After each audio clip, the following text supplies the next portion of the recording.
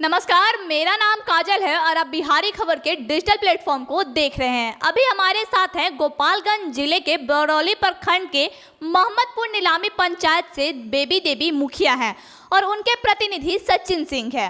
हम इनसे जानेंगे कि पिछले 5 सालों में क्या कुछ इनके पंचायत में विकास का कार्य हुआ है। सर, बहुत बहुत स्वागत है आपका हमारे शो में। चलिए, धन्यवाद।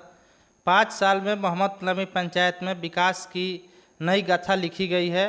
विकास के रास्ते को एकदम गतिशील किया गया है। हम हर क्षेत्र में काम हुआ है। सड़क, शिक्षा, स्वास्थ्य, हर दिशा में कार्य हुआ है। गली गली में पक्की सड़क बनी है। स्वास्थ्य के क्षेत्र में प्राथमिक स्वास्थ्य उपकेंद्र की बिल्डिंग स्वीकृत कराई गई है। शिक्षा के क्षेत्र में 10+2 तक का विद्यालय का दर्जा दिलाया गया है पंचायत में। उसका बिल्डिंग बनाने की स्वीकृति भी मिल चुकी है।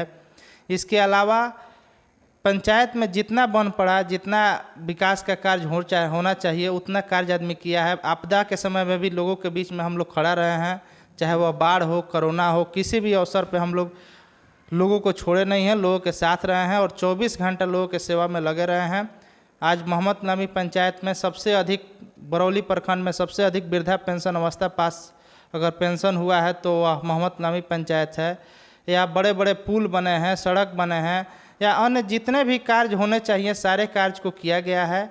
और आगे भी अगर जनता वहाँ की हमें मौका देती है, मेरी माता जी को मुखिया बनाती है, तो आगे भी हमारा कुछ वहाँ के युवाओं के लिए, महिलाओं के लिए, लोगों के लिए लक्ष्य है, उद्देश्य है, उसको हम पूरा करेंगे।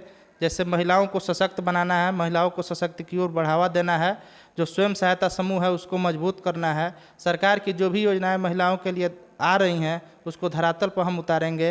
युवाओं के लिए रोजगारोन्मुख शिक्षा युवा प्राप्त कर सके, इसके लिए हम प्रशिक्षण शिविर लगवाएंगे।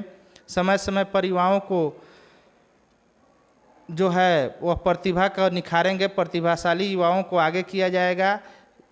प्रत्येक गांव में पुस्तकालय का निर्माण होगा, जिम का निर्माण होगा, पार्क बनेगा। इसके अलावा हम सोचे हैं इस बार कि शहर की तरह कूड़ा दान का वितरण कराएंगे, कूड़ा कचरा का प्रबंध करवाएंगे, उसके साफ सफाई के लिए सफाई कर्मी बहाल करेंगे और प्रत्येक पोल पे सोलर स्ट्रीट लाइट, जो सरकार का जो उद्देश्य है, जो सरकार का एक स्कीम है, उसको लागू करेंगे। इसके अलावा जितना बन पड़ेगा उतना आदमी करेगा। इसके अलावा किसान के लिए एक मटियारा गांव है मेरे यहाँ, वहाँ चौवर में पानी फैल जाता है धमई नदी का। किसान समय पे खेती नहीं कर पाते हैं और समय पे फसल की कटाई नहीं कर पाते हैं, तो उस जल जमाव के निजात के लिए हम सरकार तक अपनी बात को पहुंचाएंगे, लड़ेंगे और किसान की समस्या का निजात दिलाएंगे। और चौवर में जो बांध है उसका पक्कीकरण कराएंगे, पुल का निर्माण कराएंगे, ताकि किसी भी मौसम में किसी भी फसल को किसान बो सके और उस फसल की कटाई करके फैक्ट्री तक, चाहे बाज़ार तक उस फसल को ले जा सके, इसकी हम व्यवस्था करेंगे। इसके अलावा हमने अपने पंचायत में, मेरे यहाँ पंचायत भवन नहीं था, पंचायत भवन बनवाने का काम किए, हम मंच बनवाने का काम किए।